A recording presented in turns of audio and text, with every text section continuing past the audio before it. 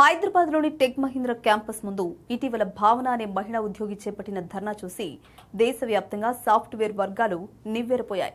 అనారోగ్యంతో ఉన్న బిడ్డను చూసుకోవడానికి 3 రోజులు సెలవు పెడితే నన్ను అన్యాయంగా ఉద్యోగం నుంచి పీకేశారు అన్నది ఆమె ఆవేదన.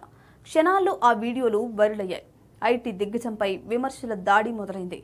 కానీ ఆ నిరసన వెనుక ఉన్న వాస్తవాలేంటి? ఇదొక నిస్సహాయ ఉద్యోగిపై కార్పొరేట్ వేధింప, లేక నిబంధనల ఉల్లంఘనను కప్పిపుచ్చుకునేందుకు సాగిన వ్యూహాత్మక ఒత్తిడా? టెక్ మహీంద్రా అధికారికంగా బయటపెట్టిన రికార్డులతో కథ అడ్డం తిరిగింది.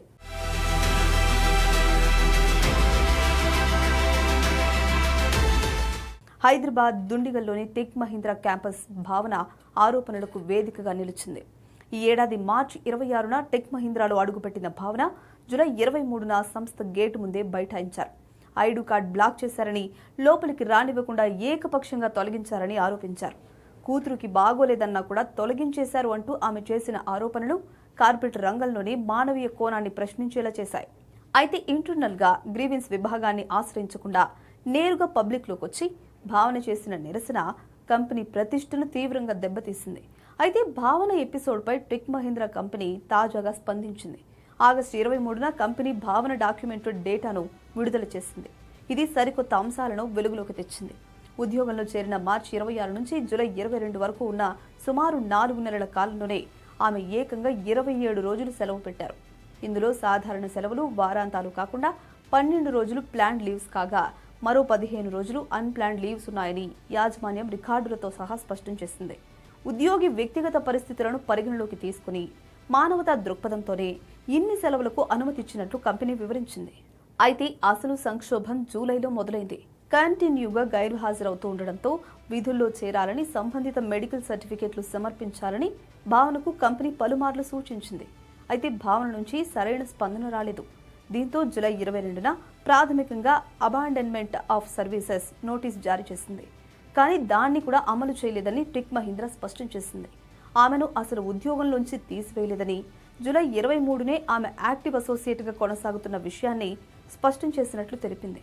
ఈ విషయాన్ని లిఖితపూర్వకంగా వివరించామని, జూలై నెల జీతాన్ని కూడా జమ చేశామని కంపెనీ వెల్లడించింది. భారత ఐటీ రంగంలో నియామకాలు, తొలగింపుల చుట్టూ దశాబ్దాలుగా తీవ్రమైన ఆరోపణలు, ప్రతారోపణలు నడుస్తూనే ఉన్నాయి. 1990ల నుండి నేటి ఏ యుగం వరకు ప్రాజెక్టుల మార్పులు, పర్ఫార్మెన్స్ రివ్యూలు, అట్రిషన్ రేట్లు ఉద్యోగుల్లో అనిశ్చితిని పెంచుతున్నాయి. అయితే ఇదే సమయంలో సంస్థాగత నియమావళిని సైతం పక్కన పెట్టి సోషల్ మీడియా మైలేజ్ ద్వారా కార్పొరేట్ సంస్థలను కార్నర్ చేసే ధోరణి కూడా ఇటీవలి కాలంలో పెరుగుతోంది. పని సంస్కృతి, ఉద్యోగ భద్రత మధ్య ఉండే సున్నితమైన సరిహద్దులు ఎక్కడ చెరిగిపోతున్నాయో ఈ ఉదంతం మరోసారి ఎత్తి చూపుతోంది. టెక్ మహీంద్రా వాదన ప్రకారం భావన తిరిగి విధుల్లో చేరడానికి ఆసక్తి చూపించడం లేదు. పైగా అన్యాయమైన ఆర్థిక పరిహారం డిమాండ్ చేస్తూ ఒత్తిడి తెచ్చే ప్రయత్నం చేస్తున్నారు. సంస్థ అంతర్గత ఫిర్యాదుల వ్యవస్థ ఉన్నప్పటికీ బహిరంగ వేదికల ద్వారా సంస్థను ఇరకాటంలో పెట్టే వ్యూహం అనుసరించారని కంపెనీ వర్గాలు అంటున్నాయి.